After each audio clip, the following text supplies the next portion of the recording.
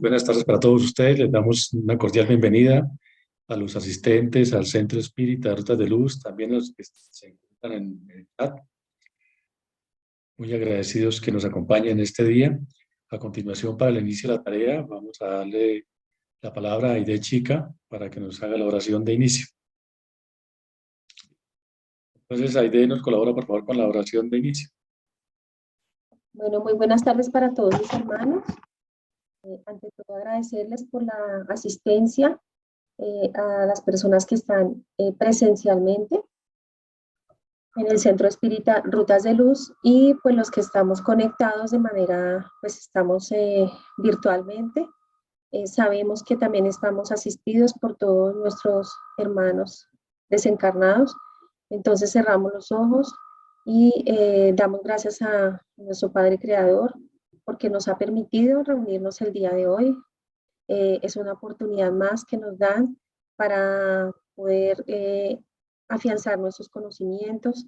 Gracias a las personas que siempre están ahí apoyándonos y para compartir con todos los hermanos, afianzando esas enseñanzas de nuestro Señor Jesús.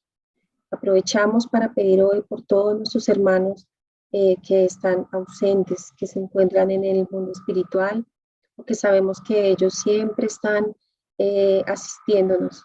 Y así como hay unos que están llenos de amor, de tranquilidad, que son esos hermanos más elevados, tenemos otros que de pronto han desencarnado de maneras muy difíciles y que necesitan de nuestra ayuda, de nuestro amor, de nuestras oraciones.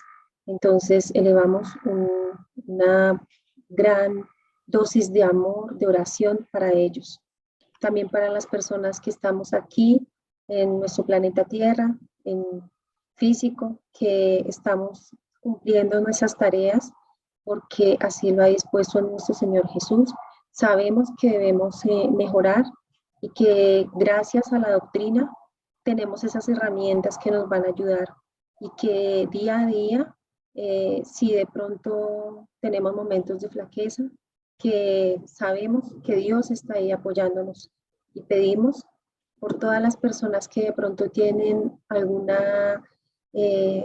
dolor físico, espiritual, moral, mental, para que dejen su corazón abierto y que tengan esa disposición de Dios, que acepten que solamente a través de Él, de las enseñanzas, de seguir todo lo que Él nos brinda, podemos mejorar y podrán mejorar.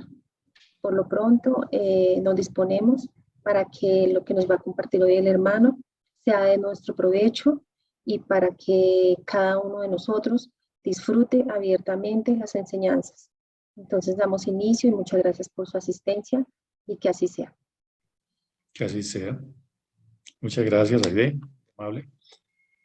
A continuación, nuestro expositor del día de hoy, el señor Germán Tellez Espinosa, es el fundador y presidente del Centro Espírita Rutas de Luz, fundador y director del Hogar Infantil Rutas de Luz, Asociación Espírita, ex vicepresidente de Administración y Finanzas de la Federación Espírita de Cundinamarca, FEC, y a la fecha es el presidente, expresidente de la Confederación Espírita Colombiana, CONFECOL, y en la actualidad es el director administrativo y financiero de la misma. Corresponsal por Colombia para el Anuario Espírita desde el año 2003 hasta el año 2016, del 2016. Conferencista nacional e internacional. El tema que nos va a exponer el día de hoy es antecedentes legendarios de la personalidad de Kardec.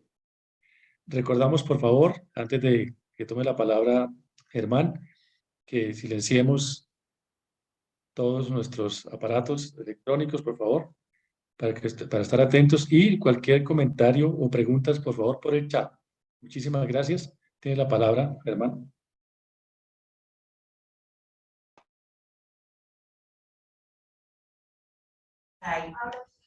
Bueno, muy buenas tardes para todas y todos. Seamos bienvenidos. La temática que vamos a ver es muy interesante y el Centro Espírita Rutas de Luz quiere compartirles esta enseñanza que se llama Antecedentes legendarios de la personalidad de Kardec, de Allan Kardec.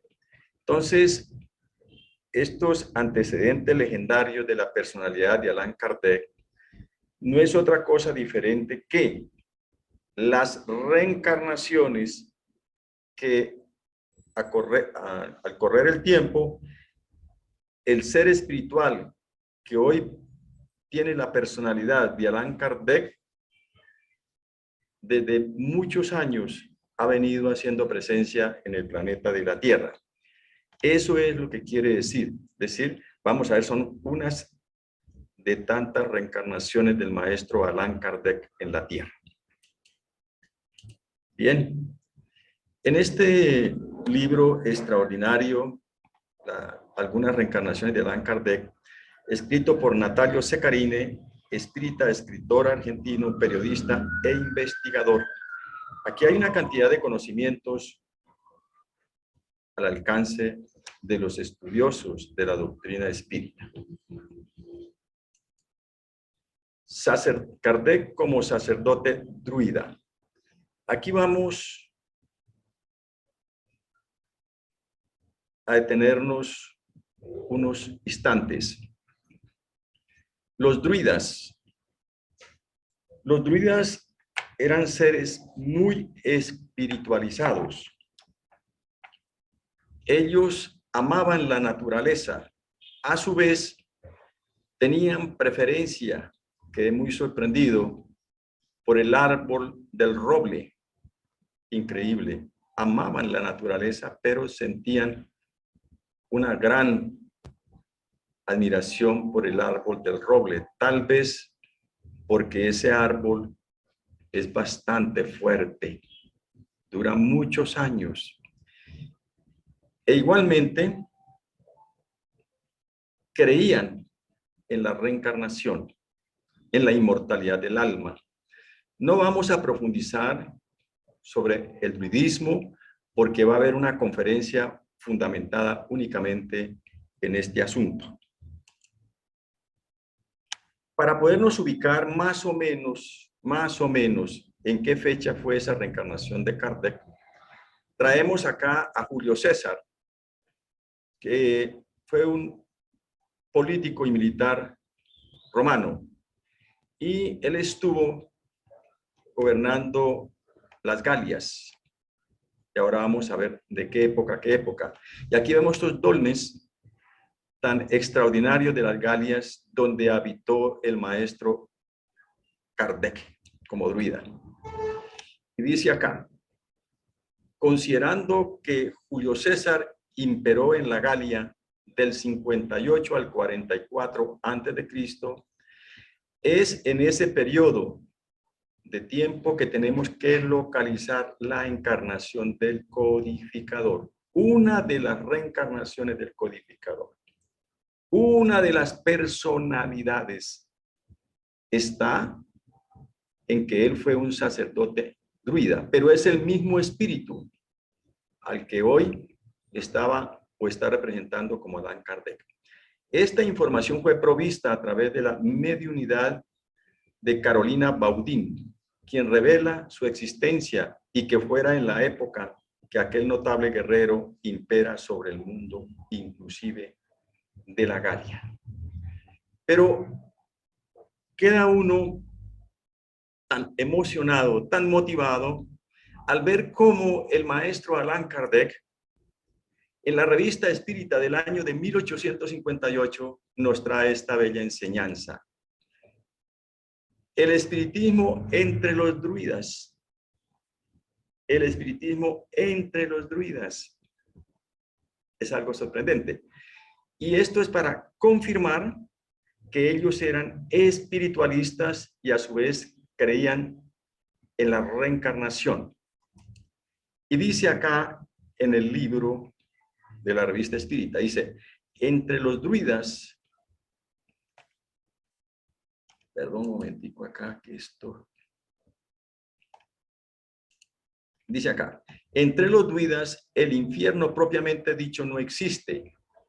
A sus ojos, la distribución de los castigos se efectúa en el círculo de las migraciones a través del compromiso de las almas en pasar por condiciones de existencia más o menos infelices, donde siempre, dueñas de su libertad, expían sus faltas a través del sufrimiento y se disponen por la reforma de sus vicios a un futuro mejor.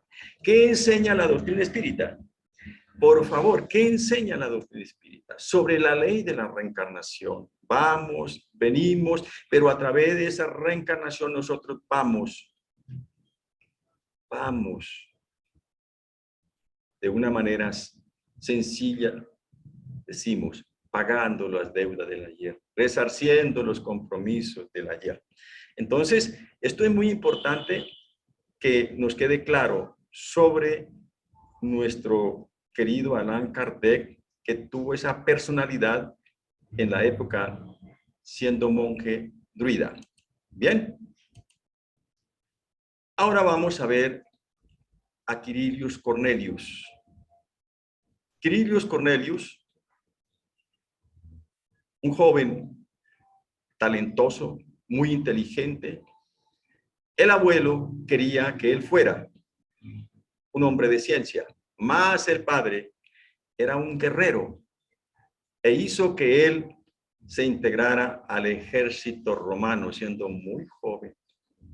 Pero en el ejército romano, Quirilius Cornelius se distinguía de los demás porque se le facilitaba el aprender diferentes idiomas. Diferentes idiomas se le facilitaba a él. Dice la enseñanza que cuando llegó como soldado romano a Jerusalén, se hospedó en la casa de una familia humilde, sencilla, era un Galileo. Y allí hacía parte de ese hogar Abigail, una joven muy simpática. Y Quirilius Cornelius, para poderse comunicar con ella, aprendió el dialecto de ese hogar, que no era un hebreo puro, sino era un dialecto para poderse comunicar con ella. Extraordinario. Y él vivía en ese hogar, pero era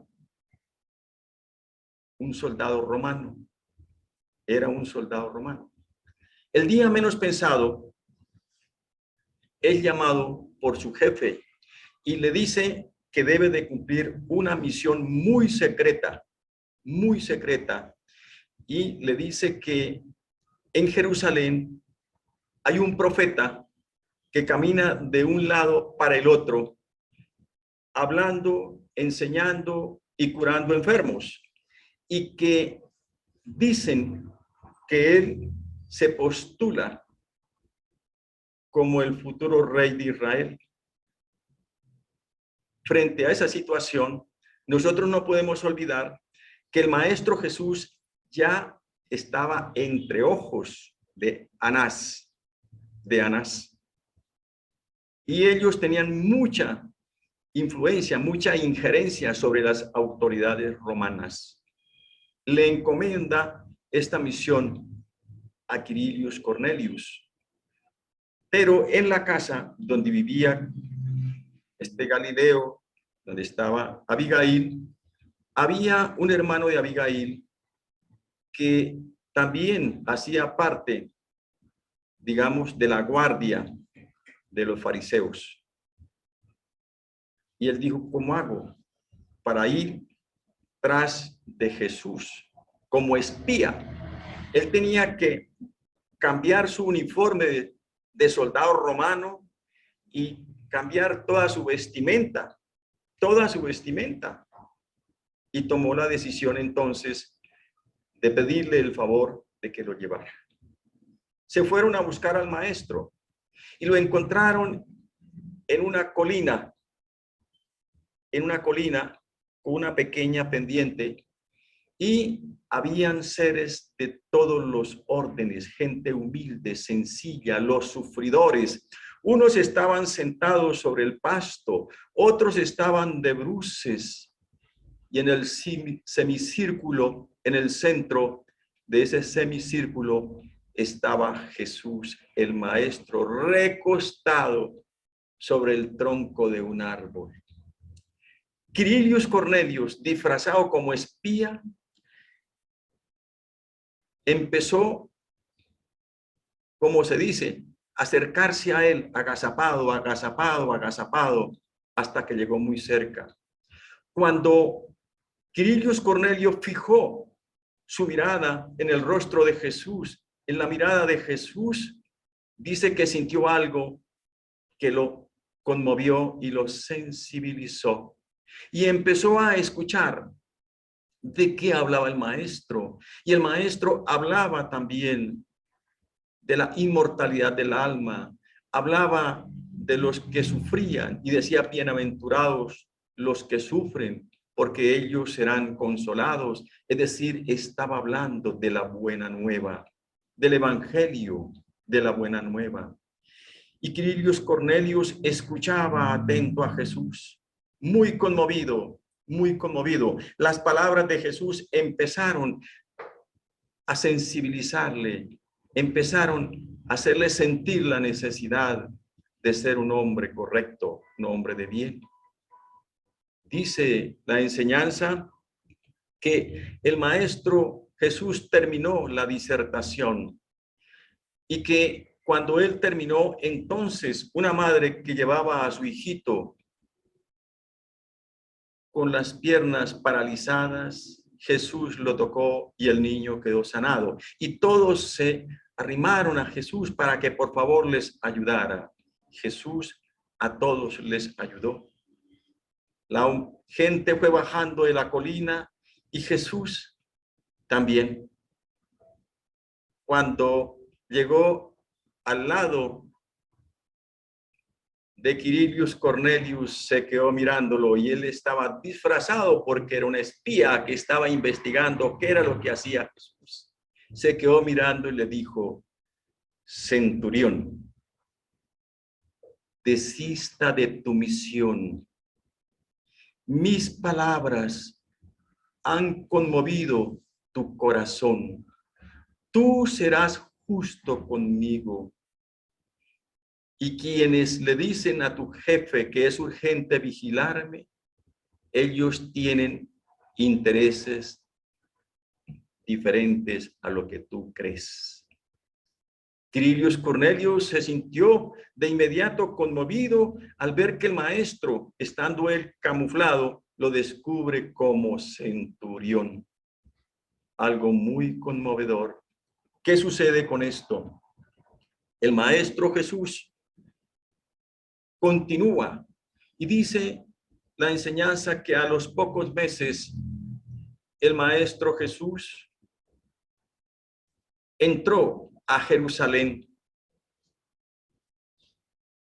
el día de Pascua, ovacionado, y la muchedumbre lo seguía y le tendía palmas. Esto hizo que los escribas y fariseos, los doctores de la ley, se enfurecieran contra Jesús. Pero también Jesús entró al templo de Jerusalén, ovacionado, seguido por la muchedumbre. Esto hizo que ellos se enfurecieran contra Jesús. Y entonces tuvieron su odio representado en solicitar que fuera preso Jesús. Y así fue. Jesús fue aprehendido. Fue puesto preso. Tremendamente doloroso esto. Un día llegó entonces Quirinius Cornelius y Abigail le dice, sí sabe que a Jesús lo han puesto preso. Y él se sintió conmovido de inmediato. Se sintió muy conmovido. Claro. Pero ya Quirinius Cornelius anteriormente le había dicho a su jefe que Jesús no era ningún político, que Jesús era un hombre sano, que Jesús hablaba del amor, de la reforma del ser, que él no perseguía absolutamente nada político, ni que era rey, ni era cosa parecida, sino que curaba a los enfermos y hacía la caridad. Pero el informe de Quirinius Cornelius no se tuvo en cuenta por la denuncia que hicieron los escribas y fariseos que tienen una gran injerencia en el gobierno romano. Pues Jesús, queridos hermanos, fue preso y se lo entregaron a Quirinius Cornelius siendo centurión para que lo vigilara, para que no lo dejara escapar. Quirinius Cornelius entonces toma a Jesús y lo coloca en una pieza segura, pero que iba al patio donde estaban los soldados, pero él era con el afán de salvarle la vida al Maestro Jesús. Entra entonces donde estaba Jesús en prisión. Se quedó mirándolo conmovido. Estaba Jesús orando de rodillas y dice Quirinius Cornelius: vi a Jesús arrodillado cerca del banco de piedra y absorbido en ardiente plegaria. Su semblante empalidecido y fatigado llevaba los rastros de los atroces sufrimientos que había soportado. Nosotros no podemos olvidar que Jesús había sido ya flagelado y que estaba sometido a una rigurosa y tremenda situación de maltrato. Le habían violentado todos sus derechos. Y él le dice: Maestro, dije acercándome rápidamente, no puedo tolerar el pensamiento de que tú, tan bueno, tan puro, perezcas de muerte infamante. Es decir, esa muerte infamante es como un delincuente, porque Jesús no era un delincuente.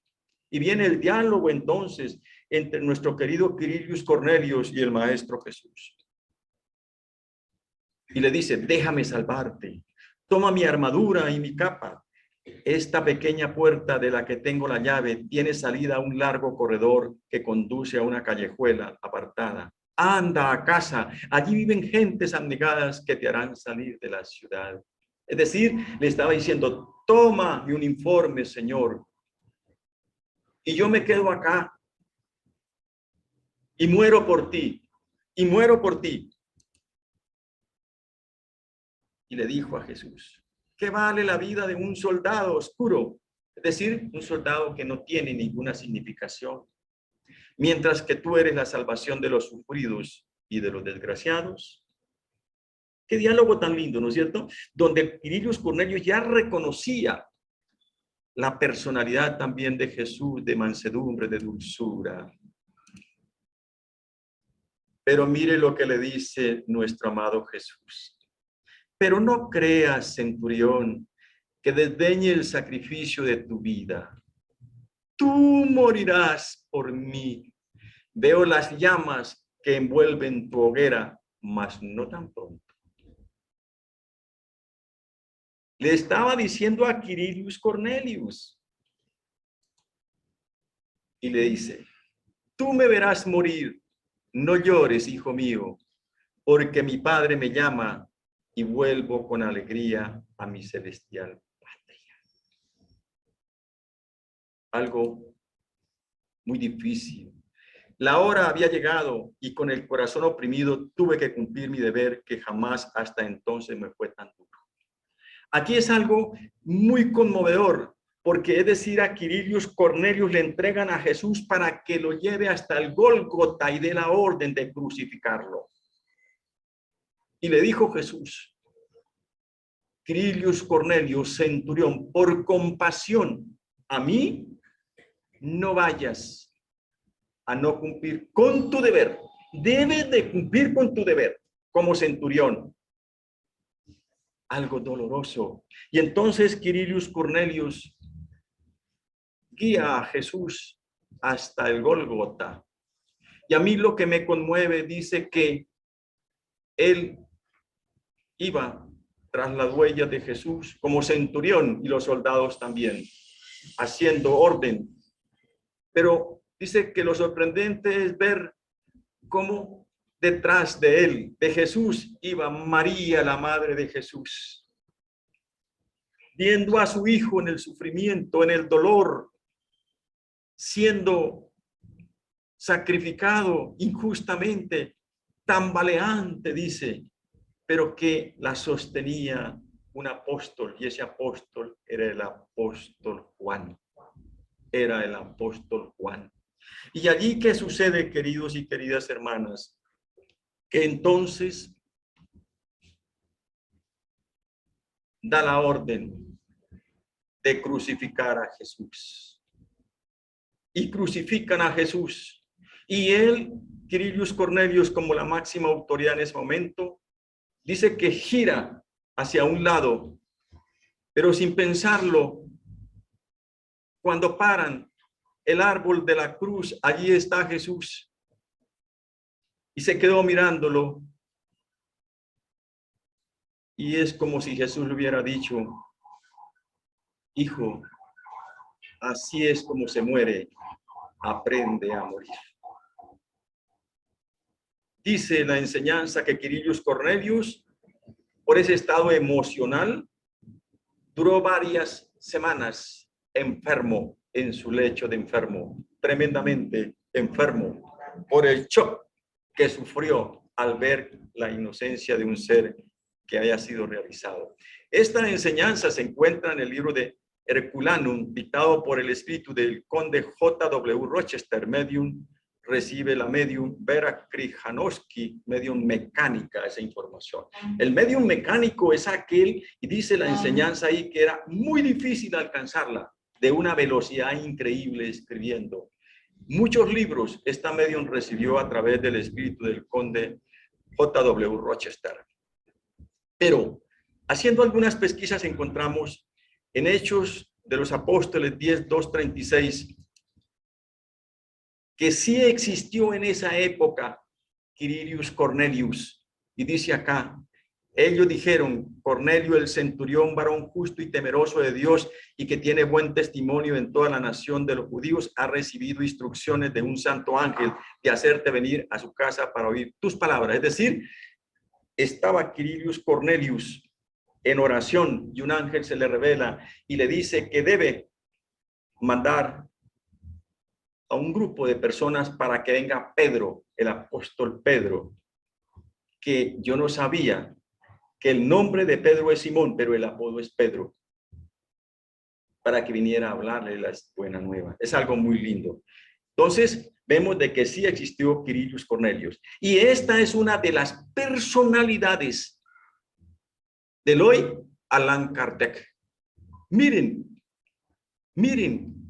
cómo Allan Kardec ha venido preparándose. Fue reencarnación, fue una de las personalidades de Quirinius Cornelius. El mismo espíritu reencarnando entonces en el monje como druida, ¿cierto? Y ahora en Quirinius Cornelius. Bien. Síntesis biográfica y la reforma protestante. Y una de las últimas personalidades que antecedieron, mejor dicho, a Kardec, fue la personalidad de Juan Hus. Síntesis biográfica de Juan Hus. Juan Hus fue un niño, hijo de campesinos, muy humilde, muy pobre, quedó huérfano a muy temprana edad. Su señora madre hizo esfuerzos para sacarlo adelante. Era tanta la admiración de nuestro querido Juan Hus, que es decir, por la religión católica, que cantaba en la iglesia como monaguillo. Él nació en el año de 1369, Juan Hus, en Husenik, en la República Checa. ¿Qué sucede con Juan Hus? Entró a la Universidad de Praga como alumno, destacándose, como profesor, destacándose. Qué interesante. Después lo nombraron como decano del departamento de filosofía y posteriormente llegó a ser el rector de la Universidad de Praga cuando tenía apenas 31 años.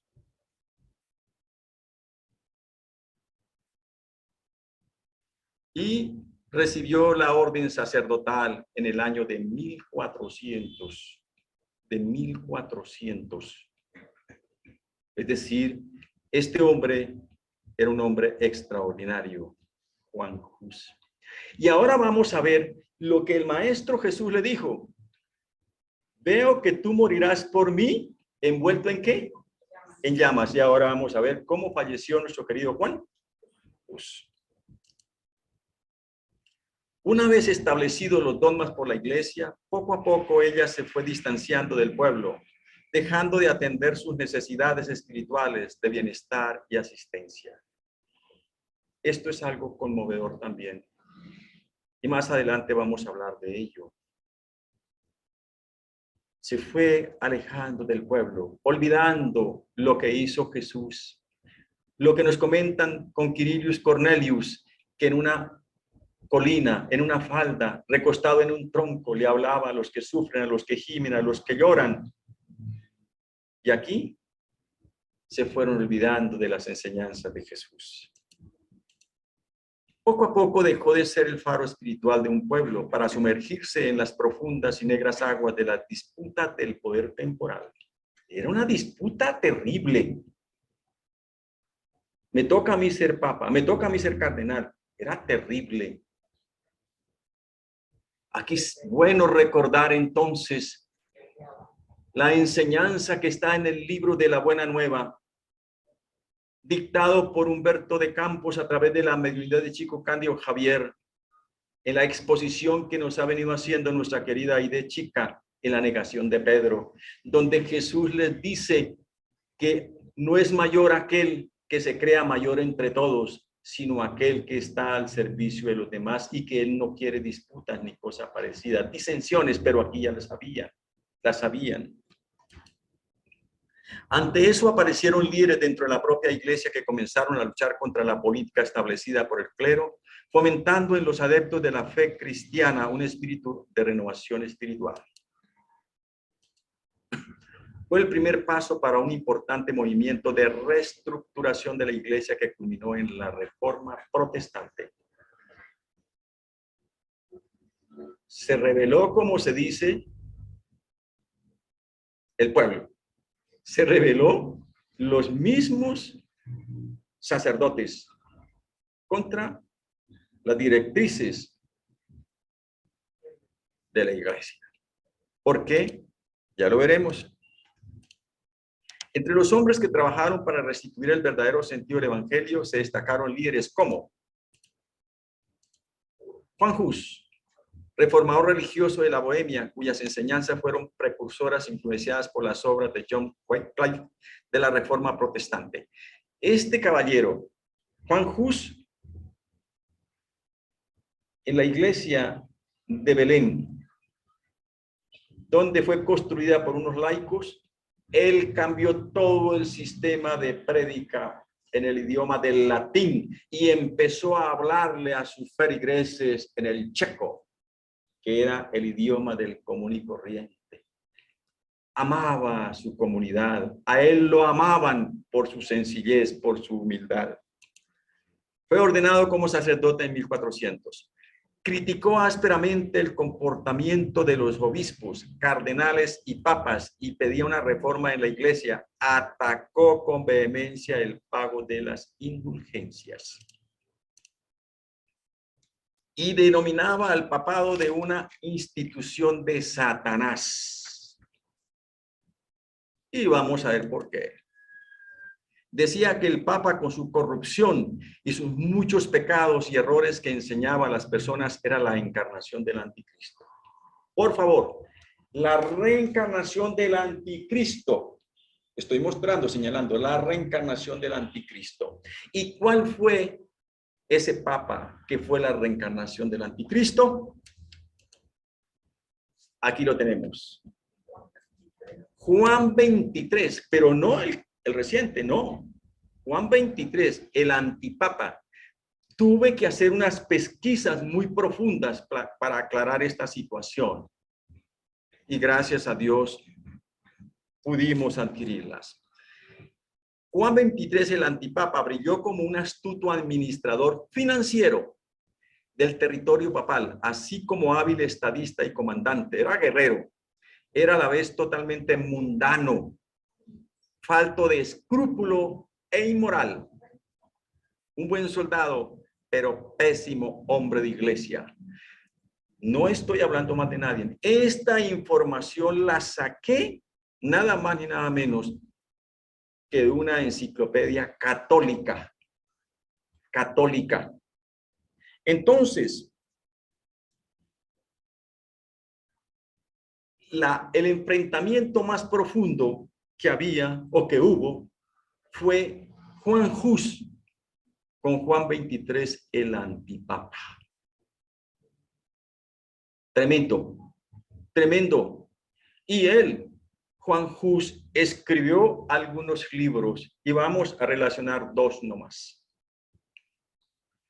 El espejo del pecado, uno de ellos. Y el otro, que es muy interesante que nosotros investiguemos, se llama el Tratado de la Simonía. El Tratado de la Simonía. ¿Qué es? ¿Qué significa la simonía? La simonía no es otra cosa diferente que el vender los sacramentos, etcétera, etcétera, de la iglesia. Con la simonía, este Papa Juan XXIII, el antipapa, hizo que crecieran las arcas financieras de Roma a costa del dolor y el engaño a sus semejantes. Se llegó hasta a negociar el puesto que iría a ocupar una persona hacia la derecha o a la izquierda del Padre cuando estuviera en la vida espiritual. Tremendo. Luego Juan Hus se enfrentó a este hombre de una manera clara, porque él estaba convencido de lo que estaba predicando, lo que estaba enseñando, del evangelio de la buena nueva.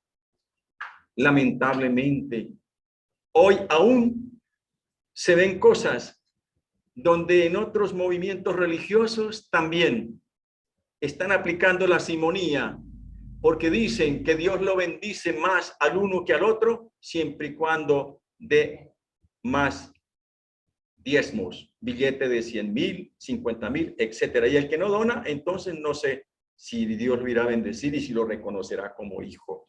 Pero esta es una enfermedad que ha venido ahora también permeando otros movimientos. Pero Hus era considerado un notorio hereje y fue excomulgado en el año de 1412. En 1414 fue llamado a renunciar ante el concilio de Constanza, donde fue condenado, pese a que le habían prometido seguridad si se acordase en el concilio la opción de la defensa. Lo engañaron y él vino y estuvo preso durante 9 meses, doloroso. Lo metieron en un lugar, permítanme decirles, antihigiénico, la podredumbre. Allí había todos los desaseos habidos y por haber, y él se enfermó. Tuvo 9 meses preso por sus propios hermanos, el día final. El concilio de Constanza fue un concilio ecuménico de la Iglesia Católica convocado el 30 de octubre de 1413 por Segismundo de Luxemburgo, emperador germánico, y el antipapa Juan XXIII. Estaba en esa época dirigiendo los destinos del Evangelio de Jesús, La reunión se llevó a cabo el 5 de noviembre de 1414 hasta el 22 de abril de 1418 en la ciudad imperial de Constanza. Miren lo que pasó acá. Sus principales objetivos fueron acabar con el gran cisma de Occidente y estudiar la reforma de la Iglesia. Cisma es decir, que se dividen, que se abren las opiniones, los conceptos, que no se comulgan con ciertas directrices, eso se llama cisma. Aunque se tomaron otras decisiones como la condena de Juan Hus. Pregunto yo, ¿sería que nuestro querido antipapa Juan XXIII solicitó que no fueran a sacrificar a su hermano Juan Hus? Si era enemigo acérrimo de Juan Hus. Porque Juan Hus fue claro, preciso, defendiendo las enseñanzas de Jesús y haciéndoles caer en cuenta que se estaban equivocando, que iban por el mal camino, que con las enseñanzas de Jesús no se puede negociar. Es que no se puede negociar. Yo no comprendo aún hoy por qué se sigue negociando con la enseñanza de Jesús de la buena nueva. Si es que Jesús fue a construir el reino de los cielos en el corazón del hombre, tanto del poderoso como del humilde como el sencillo. Esto es algo muy doloroso. El 6 de julio de 1415 fue llevado por última vez al concilio y como no aceptase retractarse, le humillaron, desnudándole sus vestidos sacerdotales. Le desnudaron, le humillaron, como lo hicieron con Jesús también. Que Jesús fue humillado, maltratado, mal querido en esos momentos, mal visto el Maestro Divino. Luego le rasparon con una navaja las yemas de los dedos. Y en el lugar de la tonsura le pusieron en la cabeza una corona piramidal de papel en la que habían pintado unos diablos espantosos con la inscripción el heresiarca. Heresiarca es aquel que no obedece las directrices de la religión. Él no aceptaba, no lo dejaban hablar, no se podía defender en ese concilio. No se podía defender y que solicitaba que por favor le hicieran un juicio justo, que le dijeran dónde y en qué se había equivocado. Pero nadie, absolutamente nadie, tuvo el valor y el coraje porque no tenían fundamento. Los que estaban equivocados eran sus verdugos, no era Juan Hus.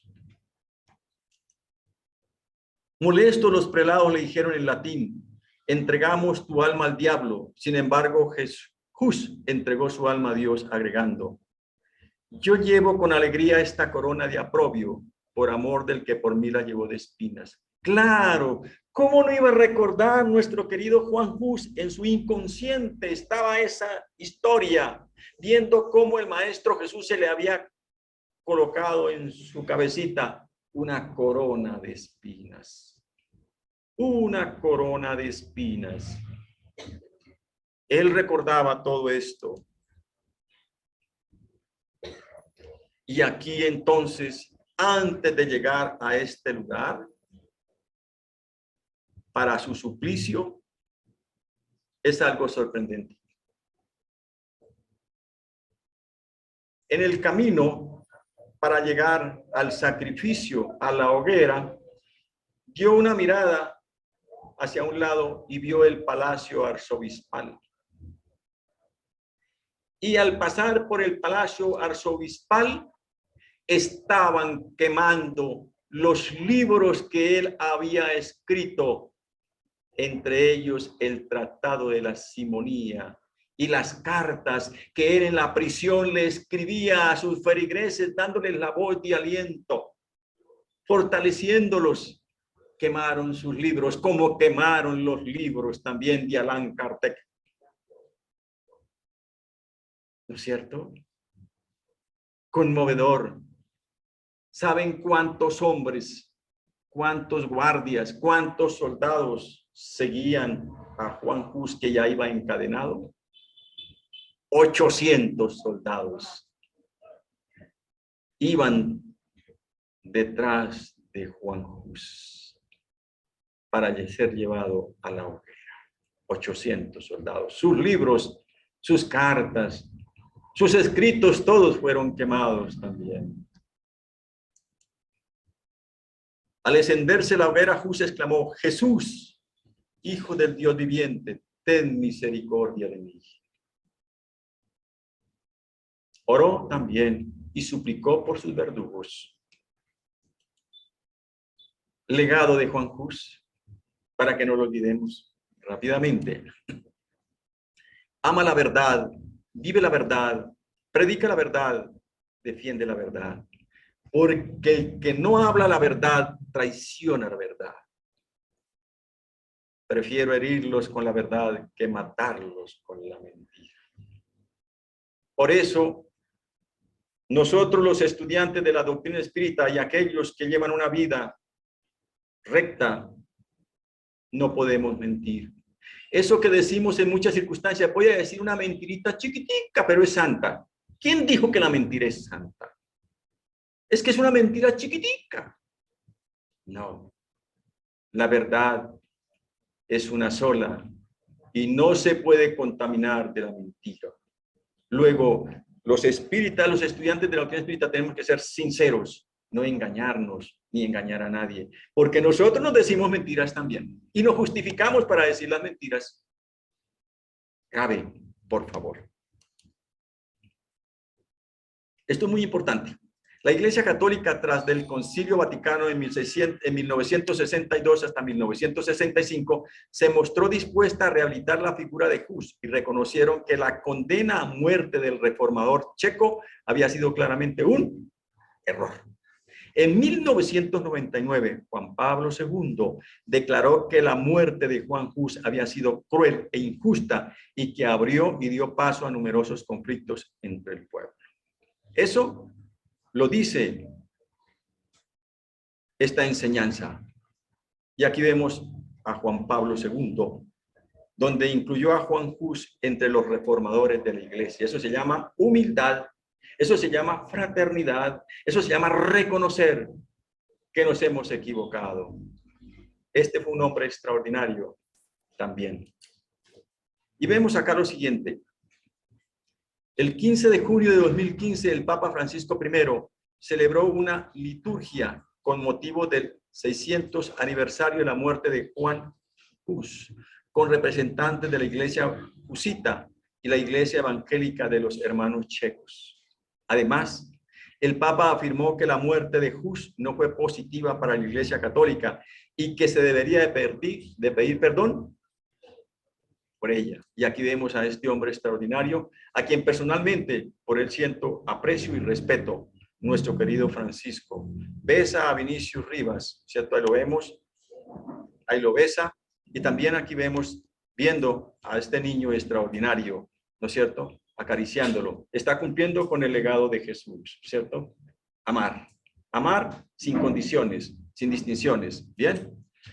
Y aquí vemos entonces ya a nuestro querido Hipólito León de Nizar-Ribel y Juan Hus. Entonces, Hipólito León de Nizar-Ribel es, óigame bien, queridos hermanos, el mismo espíritu reencarnando, el mismo espíritu del monje druista, el mismo espíritu de Quirilius Cornelius, el mismo espíritu de Juan Hus, reencarnando en Hipólito León de Nizar-Ribel, que después se llamaría Allan Kardec. Entonces, en estas formas, en el monje druida tiene una personalidad ese espíritu, en Quirilius Cornelius tiene una personalidad ese espíritu, ¿cierto? Y en Hipólito León de Nizar-Ribel otra personalidad, y cuando toma el seudónimo de Allan Kardec, es la personalidad que conocemos con nuestro maestro Allan Kardec. En el libro Vocabulario Espírita de las Instrucciones Prácticas sobre las Manifestaciones Espíritas de Allan Kardec, traducido del original francés al castellano por Enrique Eliseo Baldovino, que en paz descanse, en la página 13 dice: y no podemos olvidarnos de esto, que el ilustre codificador Allan Kardec, 1804-1869, ha sido la reencarnación de Juan Hus. Qué interesante esto. Aquí vale la pena que nosotros tengamos de presente en las obras donde más se habla de la personalidad de Hipólito León de Nizar-Ribel y después de Allan Kardec, está en El Educador y el Codificador, volumen 1 y volumen 2, escrito por Seu Guantil y Francisco Thyssen.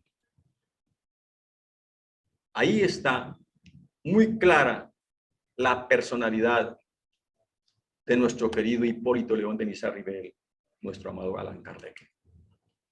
Síntesis biográfica de la personalidad de Allan Kardec. Nace el 3 de octubre de 1804 y ahorita, el 3 de octubre de este año, en 2 días cumple 218 años su nacimiento. Hipólito León de Nizar-Ribel, vamos a una pequeña biografía que ya la conocen todos. Nació en Lyon, Francia, día miércoles 3 de octubre de 1804 a las 7 p.m. Encontré eso, no lo sabía. Pero haciendo pesquisas pude llegar que nació el maestro Allan Kardec a las 7 de la noche. Padres: Juan Bautista Antonio Ribail, abogado, juez, y Juana Duhamel. casado con la señorita Amelia Gabriela Budek, fecha día lunes 6 de febrero de 1832, desencarnó día miércoles 31 de marzo de 1869, entre las 11 a 12 meridiano. Qué bonito esto, ¿no es cierto? Datos muy precisos, muy concretos.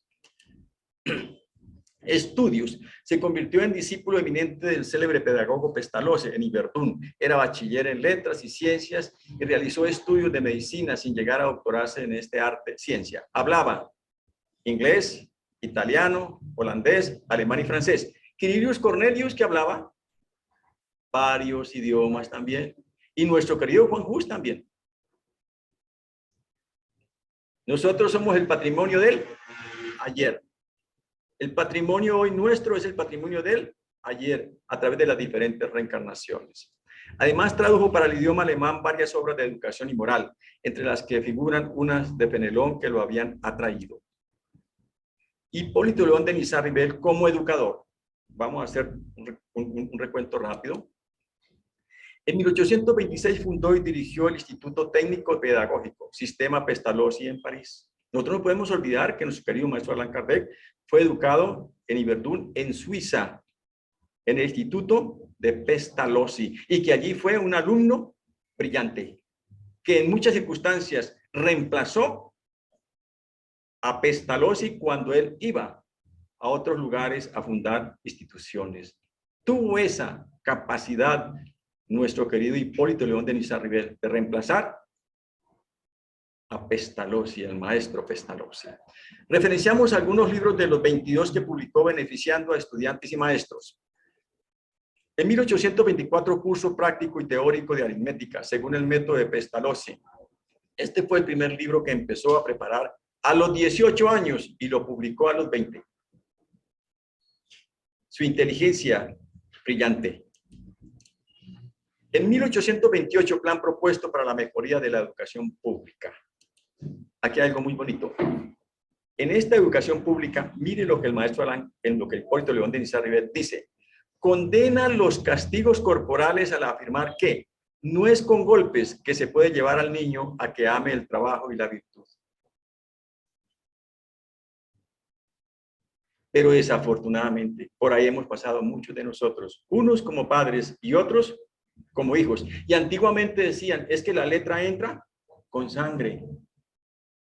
La letra entra con sangre. Y yo me acuerdo que a uno le pegaban los profesores, los maestros, y era como un segundo padre, y tenía que respetarlos. Y fuera de eso, le daban quejas al papá y a la mamá, y llegaban a la casa y allí le servían la comida. La comida. ¿Cierto? La comida. Muy bien. La comida de maltrato. En 1846, manual de los exámenes para el diploma de capacidad. En 1848, catecismo gramatical de la lengua francesa. En 1849, programa de los cursos usuales de química, física, astronomía y fisiología, el que resumía los cursos que dictaba en el Liceo Polimático. Dictados normales de los exámenes recogidos y elegidos en los exámenes de la Sorbona, de la Alcaldía de París y de otras academias, incluyendo la Universidad de Francia. Por favor. Es decir, si esta Universidad de la Sorbona acepta este manual de Kardec, era porque había una gran profunda enseñanza. Y en esta Universidad de la Sorbona pasaron personajes tales como Víctor Hugo, René Descartes, Pasteur, San Ignacio de Loyola, Juan Bautista de la Salle, entre alumnos y profesores. Entonces, ¿quién era Hipólito León de Niza-Ribel? Un gran pedagogo. Rivail, educador, estudia los fenómenos de las mesas giratorias o danzantes, y ahí los vemos, ¿no es cierto? Ahí los vemos. Bien. En 1854, Rivail oyó hablar por primera vez de las mesas giratorias a su amigo Fortier. Este le dijo un día, he aquí una cosa extraordinaria, no solamente se hace girar una mesa magnetizándola, sino que se le hace hablar, se le interroga y ella contesta. Pero Fortier, emocionado, dijo, ahorita ya Hipólito León de Niza-Ribel está convencido. Le di una respuesta como desconcertante, ¿no? Esto respondió Ribail, es otra cuestión. Yo creeré en ello cuando lo vea y se me haya probado que una mesa tiene cerebro para pensar, nervios para sentir y que pueda convertirse en una sonámbula. Ahora sí entendemos nosotros lo del sonambulismo, que lo hemos venido estudiando en estos días profundamente, ¿no? Hasta entonces, permitidme que no vean ello más que un cuento para hacernos dormir. Ribail fue invitado a las sesiones en la casa de la señora Plaine-Maison en mayo de 1855.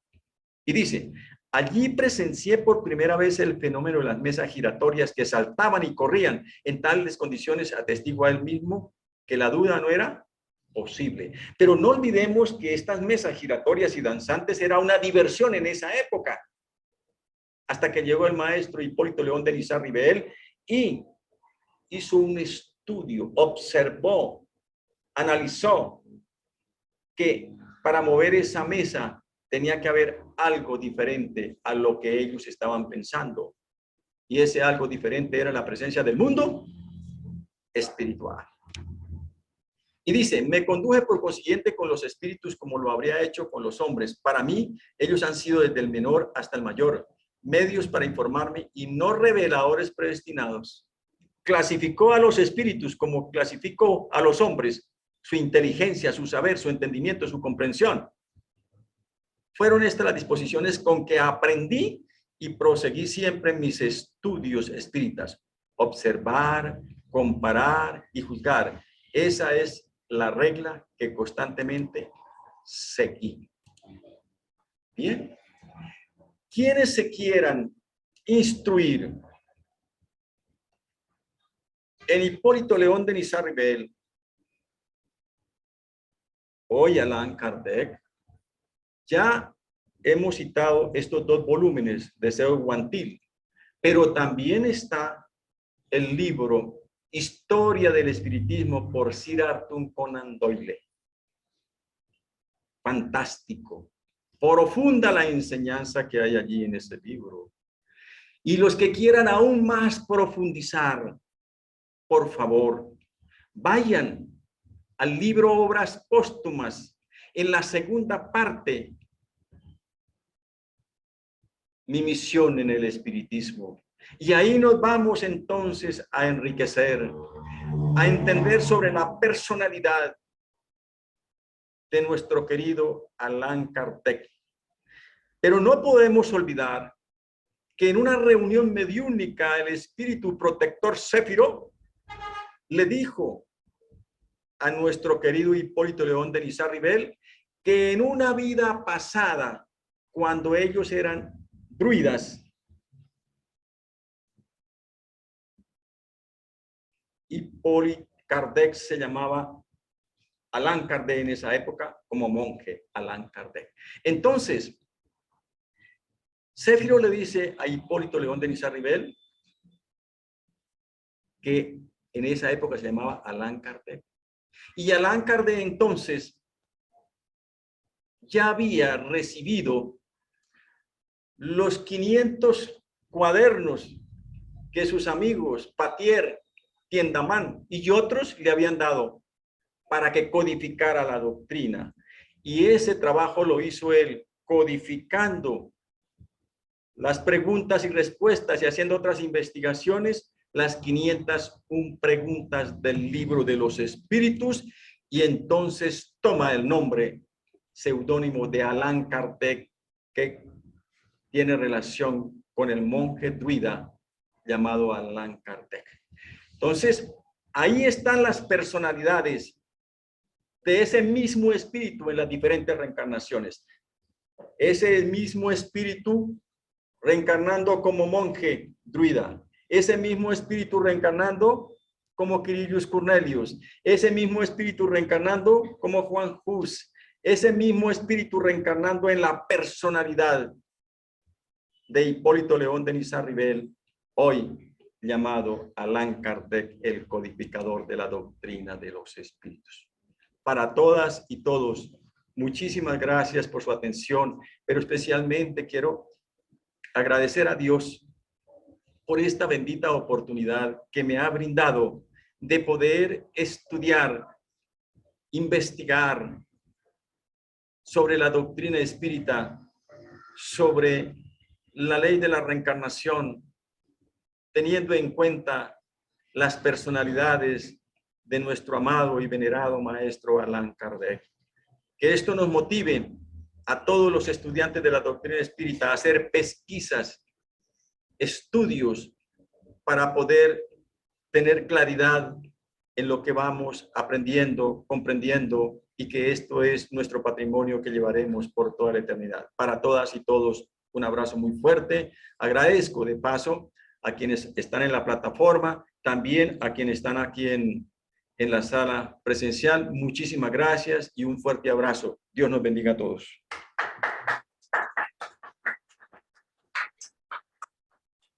Muchísimas gracias a Germán por esta charla tan interesante. Verdad que cada vez que vemos sobre la historia de Allan Kardec, nos sorprendemos cada día más de tantas cosas que salen a la luz, ¿no? Que se están investigando, y debe ser tan especial que es. Vamos a revisar en el chat a ver si hay alguna pregunta. Hasta el momento ninguna encontramos acá.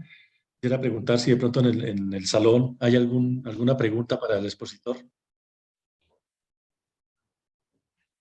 No, muy agradecido. Que no hay ninguna pregunta, hermano. Bueno, listo. Entonces, continuamos con el Evangelio a cargo de Aide Chica, el tema Mundos Inferiores y Mundos Superiores, ítem 8 al 12, el capítulo 3, hay muchas moradas en la casa de mi padre. Continúe, por favor, Aide. Bueno, muy buenas tardes para todos mis hermanos. Voy a compartir la pantalla. Me confirman, por favor, cuando la estén viendo.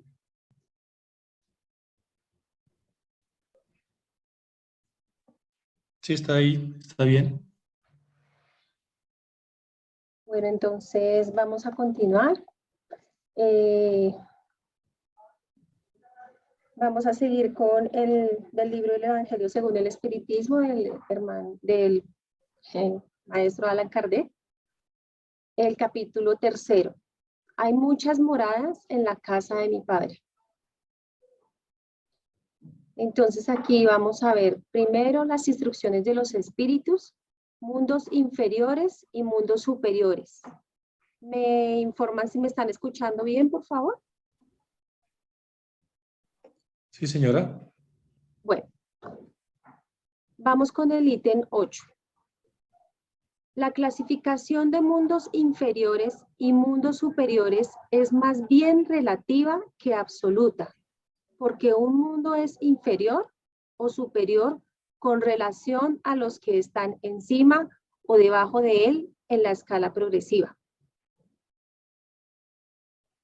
Tomando la Tierra como un punto de comparación, podemos formarnos una idea del estado de un mundo inferior.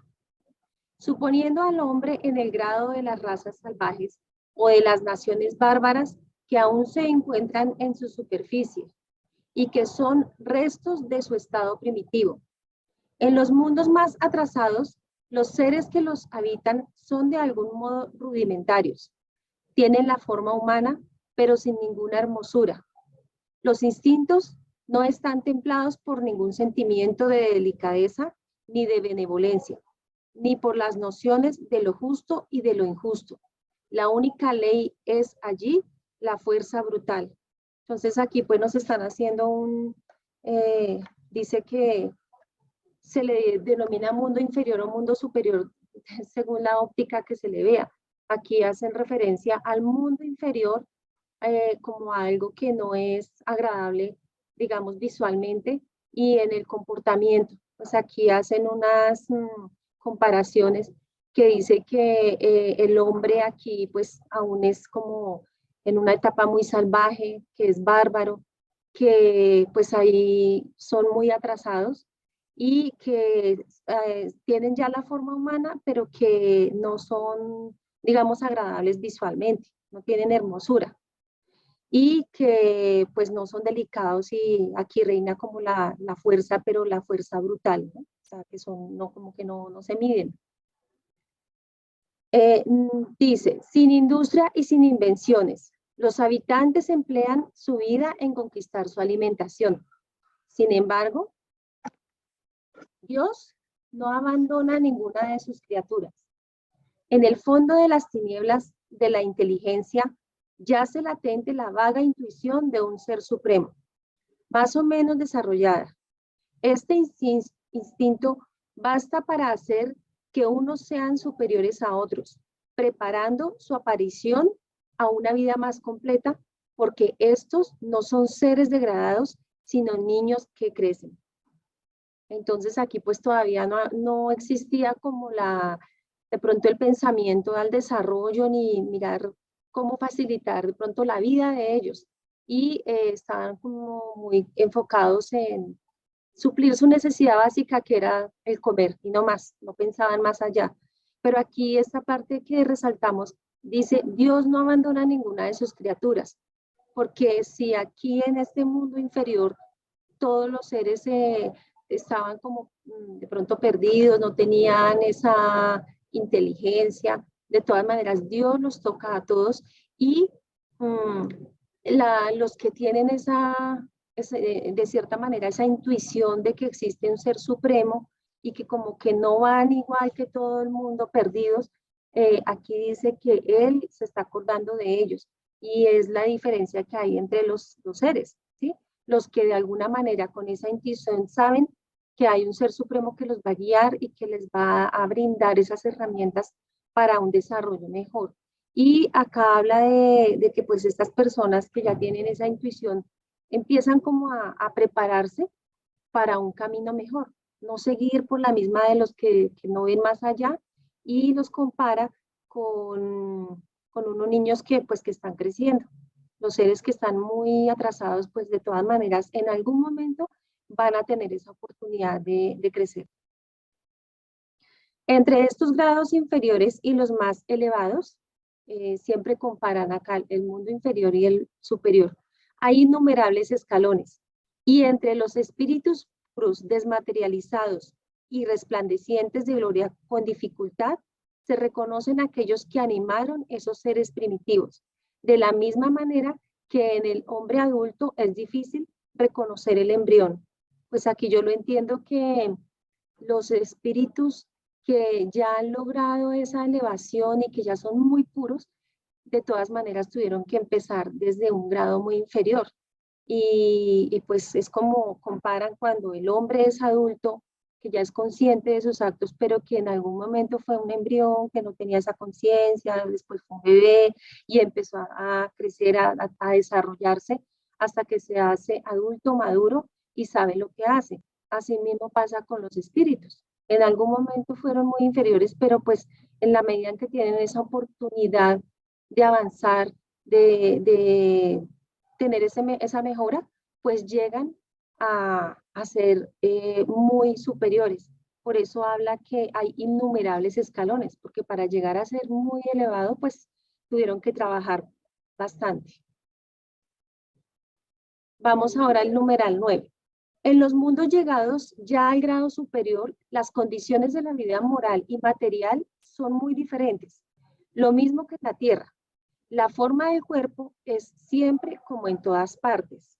La forma humana, pero embellecida, perfeccionada y sobre todo purificada. El cuerpo allí nada tiene de la materialidad terrestre y por consiguiente no está sujeto ni a las necesidades, ni a las enfermedades, ni a los deterioros que engendra el predominio de la materia. Los sentidos más exquisitos tienen percepciones que en la tierra embotan lo grosero de los órganos, la ligereza específica de los cuerpos. Entonces aquí ya cuando el espíritu está en su máximo grado, sabemos que ya todo es diferente, ¿no? Su vida moral y material pues ya no son iguales como lo era en la tierra. Habla aquí de que la forma del cuerpo es muy diferente porque pues tal vez sea la misma forma, pero ya hay una belleza que no es material, sino que es más purificada. Por consiguiente, este espíritu pues no está sujeto de pronto a lo que cuando estaba en un grado inferior y pues cuando estaba materializado, que tenía que pasar por las circunstancias físicas, que son de pronto las enfermedades, pues el deterioro del cuerpo por el pasar de los años, y pues los sentidos de pronto que muchas veces no los desarrollamos, sino que dejamos, eh, nos dejamos llevar y pues eso hace que haya un retraso a nivel espiritual.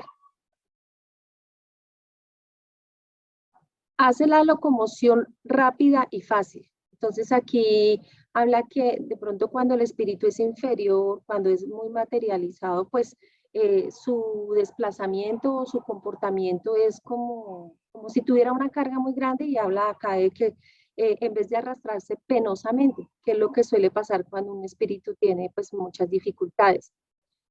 Aquí ya lo que hacen ellos es que se deslizan, se suspenden en la atmósfera y dice, sin otro esfuerzo que el de la voluntad, así es como se pintan los ángeles y como los antiguos representaban los manes en los campos elíseos.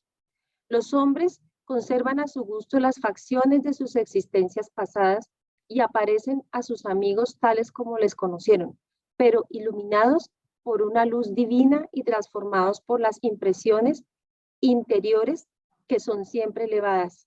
Entonces aquí ya el espíritu tiene una esencia diferente y digamos que reina la voluntad, ¿sí? Ya aquí lo comparan como ya el grado de un ángel, porque ellos son ligeros, son libres y pues tienen esa belleza. No lo estamos hablando de la belleza física, sino esa belleza que se siente, ese amor, esa ternura, porque ya son muy tranquilos. Y pues aparte aquí dice que son iluminados por una luz divina y transformados por las impresiones interiores que son siempre elevadas. Hay otra partecita también que ellos, los espíritus ya cuando están más elevados, pues igual tratan de conservar la parte material, de pronto las facciones que mantenían, para cuando ellos aprovechan y visitan a las personas y se les aparecen pues manteniendo como esa misma fisonomía. En vez de rostros delúcidos, demacrados por los sufrimientos y las pasiones, la inteligencia y la vida irradian con ese esplendor que los pintores han traducido por diadema o aureola de los santos. Entonces aquí en el mundo espiritual superior, ellos ya son muy bonitos, y tienen como ese esplendor, como esa luz, que es obviamente producto de su grado de elevación. La poca resistencia que ofrece la materia a los espíritus ya muy avanzados hace que el desarrollo de los cuerpos sea rápido y la infancia corta o casi nula. La vida exenta de cuidados y de congojas es proporcionalmente mucho más larga que en la tierra. En principio, la longevidad está proporcionada al grado de adelantos de los mundos. La muerte no tiene ninguno de los horrores de la descomposición. Entonces aquí también cambia, digamos nosotros que estamos en el planeta Tierra, que vivimos, vemos como el deterioro, digamos, a nivel material del hombre, ¿sí? Entonces, con el pasar de los años, las enfermedades y demás hacen que en el momento en que ya nos vemos sujetos a la muerte, pues aquí habla de que sabemos que vamos a hacer descomposición y pues nuestro espíritu va a quedar libre, ¿sí? En el mundo espiritual superior, pues estos dolores, estos procesos no se viven, porque hay un trabajo que es por el mismo mundo espiritual y para nosotros los que estamos aquí en la tierra. Entonces, esa es la tarea de estos espíritus amorosos y elevados que pues siempre vienen a ayudarnos y pues obviamente a mejorar también por sí mismos, ¿no? A tener ese crecimiento. Lejos de ser un motivo de espanto, es considerada como una transformación feliz. Hablan aquí de la muerte, que para nosotros los hombres en la tierra pues es como, le tenemos como cierto temor de pronto cuando uno no conoce de la doctrina espírita, y pues piensa, bueno, ¿y ahora qué va a haber más allá? O sea, como que uno no tiene ese pensamiento o esa evolución, pero afortunadamente cuando ya tenemos ese conocimiento sabemos que al contrario, que va a ser una transformación positiva para nuestro espíritu. Y eso es lo que precisamente debemos aceptar, que si trabajamos aquí en la tierra con ese amor, con esa entrega y con ese esfuerzo, pues al momento de la muerte va a ser una oportunidad para nuestro espíritu, ¿no? Porque allí no existe la duda sobre el porvenir. Durante la vida, no estando el alma encerrada en una materia compacta, irradia y goza de una lucidez que la pone en un estado casi permanente de emancipación y permite la libre transmisión del pensamiento. Entonces, pues acá nos hacen ver lo importante y valioso que es pasar por ese proceso y pues la muerte, ¿no? La muerte para todos es la liberación. Vamos con el ítem 10. En esos mundos felices, las relaciones de pueblo a pueblo siempre amistosas, nunca se turban por la ambición de esclavizar a su vecino, ni por la guerra, consecuencia de aquella. Allí no hay ni amos, ni esclavos, ni privilegiados por nacimiento. La superioridad moral e inteligente es la única que establece la diferencia de condición y da la supremacía. La autoridad es siempre respetada, porque solo se da al mérito y porque siempre se ejerce con justicia. El hombre no procura elevarse sobre el hombre, sino sobre sí mismo, perfeccionándose, y este deseo incesante no es un tormento, sino una noble ambición que le hace estudiar con ardor para llegar a igualarles. Aquí pues nos hablan de que ese mundo espiritual superior, todos son felices y la cordialidad que hay en el trato entre los pueblos. Habla que son muy amistosos, no existe esa rivalidad, no hay ese anhelo pues de pronto de pasar por encima del otro, no hay guerras, todo es como equitativo, no hay amos, no hay esclavos. La superioridad moral e inteligente es la única que establece la diferencia de condición y da la supremacía, o sea, aquí no se utiliza la fuerza, de pronto el poder, el que más tenga, no. Aquí el que hace esa diferencia es el grado moral que tenga cada uno.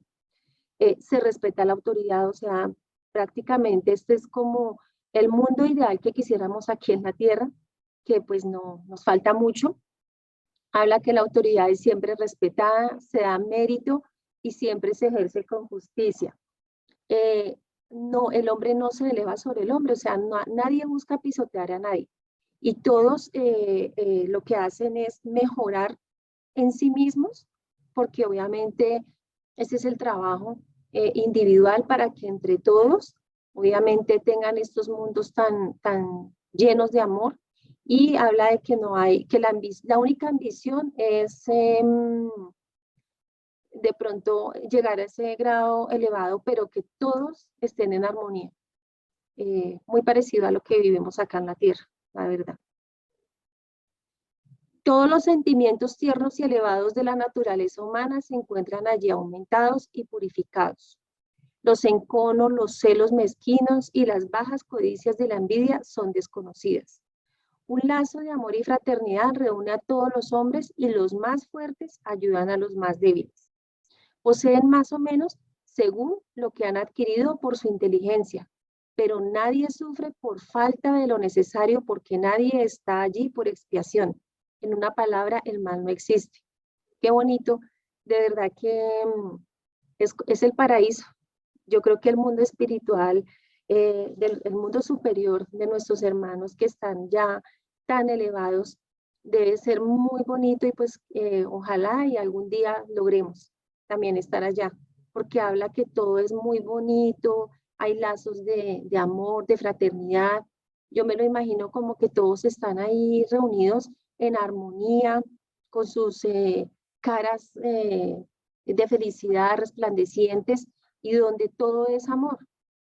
Aquí habla mucho de la inteligencia y que pues nadie está allá porque esté sufriendo, sino porque al contrario están trabajando para mejorar y adicional, no existen esos sentimientos negativos que aquí a nosotros de pronto no nos dejan avanzar. Habla de los celos, de las codicias, de querer pasar por encima del otro, o sea, el egoísmo, que es lo que de pronto nos afecta a todos. El mal no existe. Habla acá que allá no existe el mal. En el ítem 11, en vuestro mundo tenéis necesidad del mal para sentir el bien, de la noche para admirar la luz, de la enfermedad para apreciar la salud. Allí no son necesarios estos contrastes. La eterna luz, la eterna hermosura, la eterna calma procuran una eterna alegría, el contacto de los malos que no tienen entrada. Estos que no turban ni las angustias de la vida material, ni es lo que difícilmente comprende el espíritu humano. Ha sido ingenioso para pintar los tormentos del infierno, pero nunca ha podido representarse los goces del cielo. Aquí pues ya hacen como una comparación de lo que nosotros en la tierra vivimos. Bien dicen que nosotros apreciamos las cosas buenas que tenemos cuando las perdemos. Aquí habla que se siente el bien, o sea, cuando de pronto, perdón, tenemos la necesidad del mal para sentirnos bien. Que cuando de pronto hay la noche, pues queremos tener la luz como guía. Que si tenemos salud, pero no la apreciamos y cuando nos llega de pronto una enfermedad, ahí es cuando damos ese valor con la salud que hemos contado. Y así todos los contrastes, que si cuando estamos con trabajo, de pronto nos quejamos y nos quedamos sin trabajo, entonces, Dios mío, o sea, somos de muchos contrastes, que es la palabra que mencionan acá. Mientras que en el mundo espiritual, pues obviamente ellos mantienen esa continuidad. Todo es luz, hermosura, hay calma, porque ellos valoran y ya están en ese grado de perfección en la que no se necesita pasar por ese caos que de pronto, o esas angustias en las que de pronto nosotros estamos acostumbrados. Y habla acá una partecita que dice que ha sido ingenioso para pintar los tormentos del infierno, pero nunca ha podido representarse los goces del cielo. Nosotros aquí en la tierra tenemos muchos goces y yo creo que el cielo lo tenemos también acá, pero no lo apreciamos y nos falta de pronto concentrarnos en todas esas bendiciones que ya tenemos y pues como que nos enfocamos más en las dificultades y pues por eso dice acá que es más fácil pintar los tormentos del infierno que de pronto poder visualizar y materializar ese cielo que tanto queremos y como que esa paz, digamos, aquí en la tierra y que todo sea mejor para la humanidad. ¿Y eso por qué será? Nos están preguntando. Porque siendo inferior, solo ha sufrido penas y miserias y no ha entrevisto los esplendores celestes. Solo puede hablar de lo que conoce, pero a medida que se eleva y purifica, se esclarece el horizonte y comprende el bien que está delante de sí, así como ha comprendido el mal que se ha dejado atrás. Bueno, esta parte muy bonita, nos preguntan por qué será más fácil que nosotros plasmemos de pronto esa parte o esa palabra que dicen que es el infierno, pues porque la mayoría de nosotros somos pues inferiores y estamos pagando situaciones en la tierra pues por nuestra misma responsabilidad, pero muchas veces nos quedamos ahí y nosotros mismos podríamos buscar esa mejora y somos conscientes que cuando ya sabemos, cuando aceptamos, cuando entendemos lo que nuestro Jesús quería para nosotros, que era disfrutar de ese goce espiritual, de ese esplendor celeste, y cuando ya vamos como que mejorando, dejando atrás esas cosas que anteriormente nos atormentaban, ahí es como que uno ya puede decir, bueno, he avanzado y vamos comprendiendo que de verdad de pronto anteriormente estábamos actuando muy mal y esa precisamente la labor que nosotros día a día debemos realizar con la doctrina, utilizarla, enriquecernos y aplicarla, y así vamos viendo como lo planteaba en una diapositiva anterior, vamos subiendo esos escaloncitos que de pronto son muchos por ese grado que tenemos hoy en día de pronto de materialismo, pero que no es imposible. El ítem 12, sin embargo, esos mundos afortunados no son mundos privilegiados, porque Dios no tiene parcialidades para ninguno de sus hijos. Da a todos los mismos derechos y las mismas facilidades para llegar a ellos. A todos los hace partir de un mismo punto y no dota a unos más que a otros. Los primeros puestos son accesibles a todos. A ellos corresponde el conquistarlos por medio del trabajo. A ellos corresponde alcanzarlos lo más pronto posible o languidecer durante siglos y siglos en lo más bajo de la humanidad.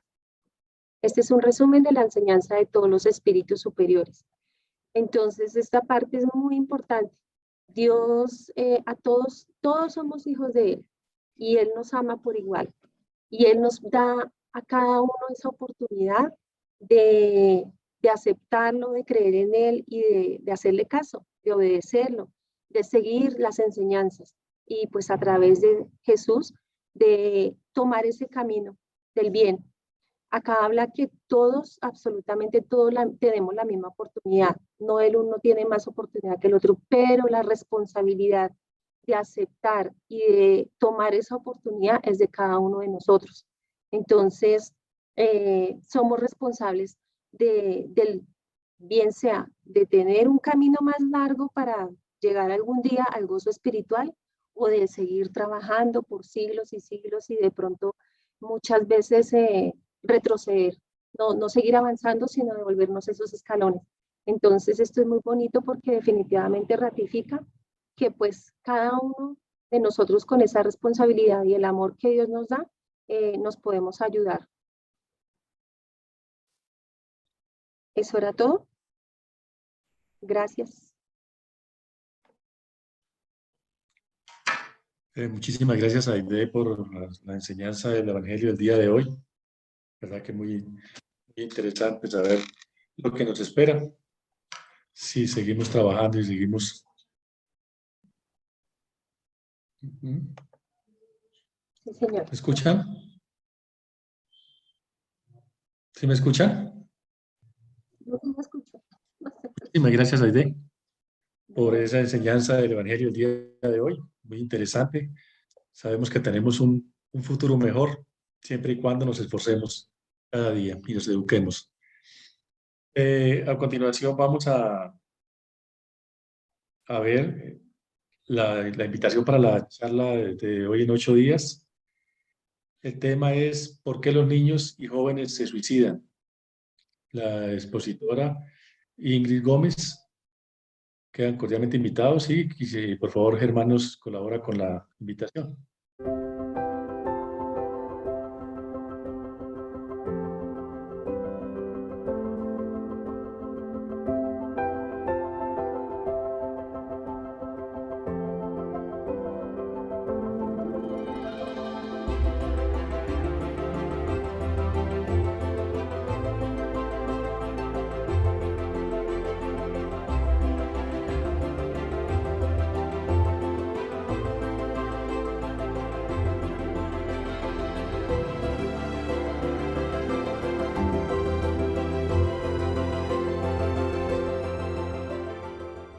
Muchas gracias, Germán. Le damos la palabra de nuevo a Aide para que por favor nos haga la oración de cierre de esta tarea del día de hoy. Entonces, para todos mis hermanos, cerramos los ojos y pues damos gracias por la asistencia, tanto presencial como virtualmente, todas las personas que nos reunimos. Hoy adquirimos más conocimientos y pues concluimos que solamente a través de nuestro Señor Jesús y nuestro Padre Creador podemos lograr ese cambio que tanto anhelamos. La doctrina de hoy nos enseñaba que solamente nosotros podemos ayudarnos a tener esa oportunidad de crecimiento y de que nuestro espíritu sea libre y algún día pueda haber esos gozos que ahorita estamos viendo, ese paraíso que Dios nos tiene guardado, pero que abramos nuestro corazón y elevamos una oración muy sincera y profunda por todos nuestros dirigentes para que ojalá y dejen tocar su corazón con el amor de Dios, porque como veíamos, no se trata de que el uno tenga más poder que el otro dirigente y pisoteando de pronto o sacrificando muchas vidas, sino entendiendo que si a través de la humanidad, de la humildad, de el pensar en colectivo, podríamos sacar adelante tanto nuestros países como nuestro planeta, que tanto sufrimiento está recibiendo por causa del egoísmo precisamente de estos dirigentes y de nosotros cuando muchas veces no ponemos ese granito de arena porque podemos ayudar, contribuir con dar ese testimonio de amor, de ceder.